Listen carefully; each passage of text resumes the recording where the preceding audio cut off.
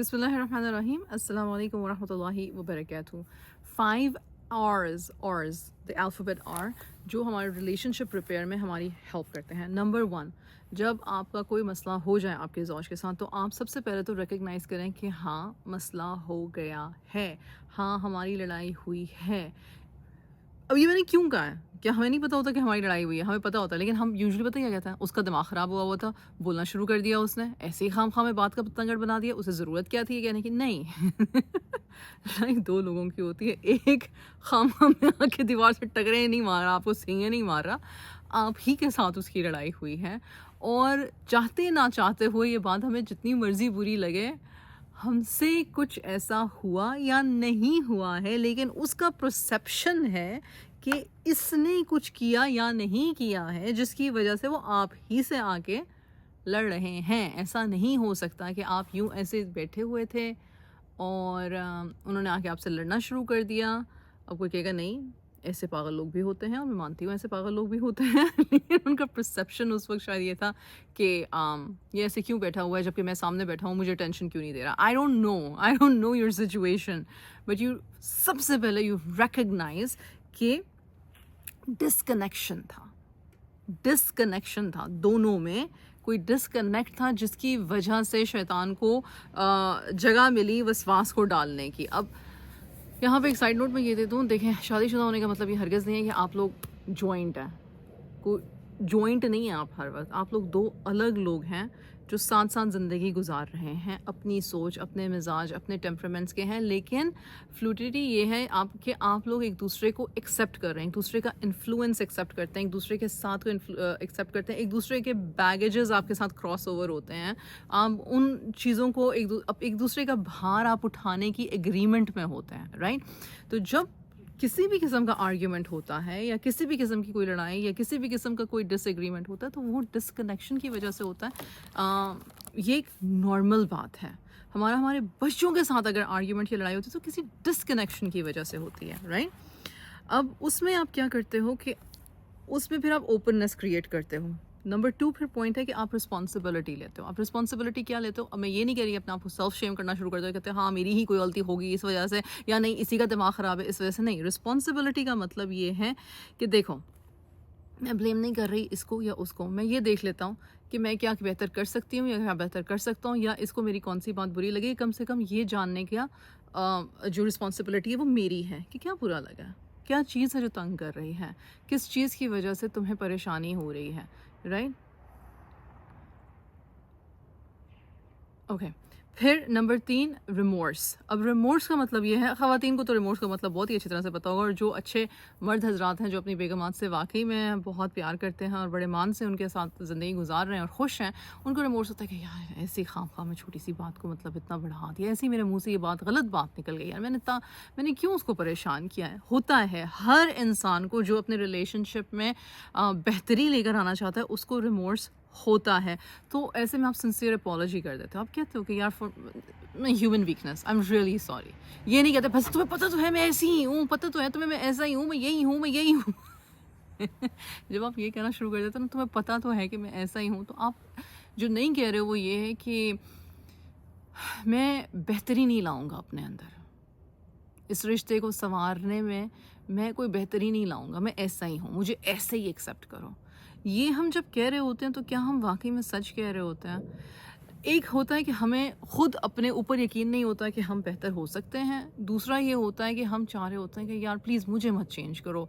और again this is in a hijacked state of mind. This is in a state of mind जहाँ पे आप खुद fearful होते हो अपने लिए, अपने रिश्ते के लिए. वो मुझे पसंद नहीं करता, ये सोच आपको तंग कर रही होती. काफ़ी सारी चीज़ें हो सकती हैं, राइट.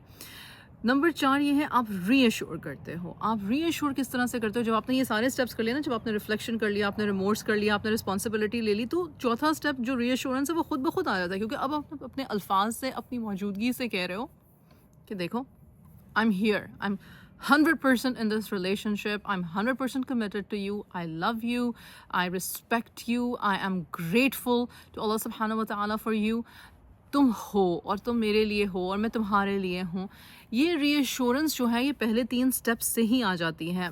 बाज़ औक़ात बड़े मासूम होते हैं हमारे मर्द, वो कहते हैं कि भाई देखो मेरी बात सुनो, मैंने یہ تمہارا کام کر دیا، میں نے تمہارا وہ کام کر دیا، میں نے تمہارے بغیر کہ یہ والا بھی کر دیا، تو دیکھو میں ہوں نا، میں ہوں اور خواتین کہتی ہیں منہ سے بھی کچھ بولو، منہ سے بھی کچھ بولو.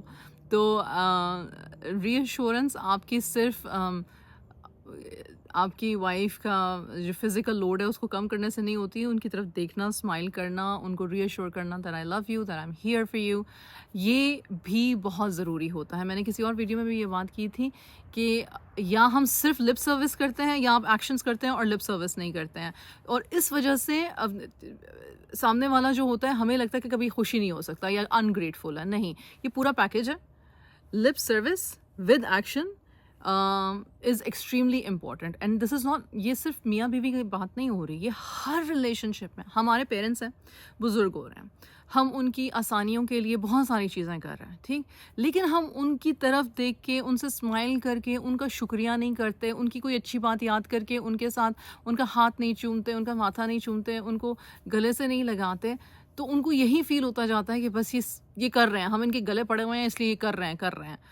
ہم ہر وقت آوازار شکل بنا کے ان کے ارد گرد گھومتے رہتے ہیں، تو ان کو لگتا ہے کہ بس یہ اب ہمارے اوپر جانے کا ہی ویٹ کر رہے ہیں، بس یہ ذمہ داریاں ہیں کیا ہے، دنیا داری کے لیے شاید کر رہے ہیں. میں یہ نہیں کہہ رہی پیرنٹس ایسے سوچتے ہیں، میں صرف یہ کہہ رہی ہوں یہ خیال آ سکتا ہے اگر آپ الفاظ سے اور ایکشن سے دونوں اکٹھے ایک ساتھ کرنا ضروری ہے. اگر آپ اس کے ساتھ کنیکٹ نہیں کر رہے ہو اپنے لوڈ ونس کے ساتھ، تو آپ کی جو کوشش کاوش کنیکشن کی ہے وہ انکمپلیٹ ہے، جس کی وجہ سے پھر آپ کی فرسٹریشن بڑھ سکتی ہے کہ اتنا کچھ تو میں کر رہا ہوں یا کر رہی ہوں، اس کے لیے کافی کیوں نہیں ہے. نمبر 5 یہ ہے ریکنیکٹ.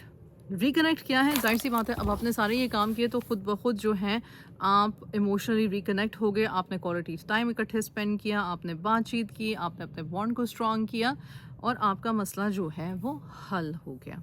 اگلے مسئلے تک پہنچنے سے پہلے آہستہ آہستہ اگر میں اکثر یہ کہتی رہتی ہوں کہ تھوڑی بہت ناچاکی ہونا یا تھوڑا بہت ادھر ادھر موڈ آف شاف ہونا یا ایک دوسرے کو تھوڑا سا اریٹیٹ کرنا اچھا ہے، اچھی بات ہے. It keeps the spice of life. It doesn't mean کہ آپ جان بوجھ کے کسی کی لائف مزریبل کرو، ناؤز باللہ، اٹ ڈزنٹ مین دیٹ. لیکن یہ اونچ نیچ نہ آتی رہے تو ہم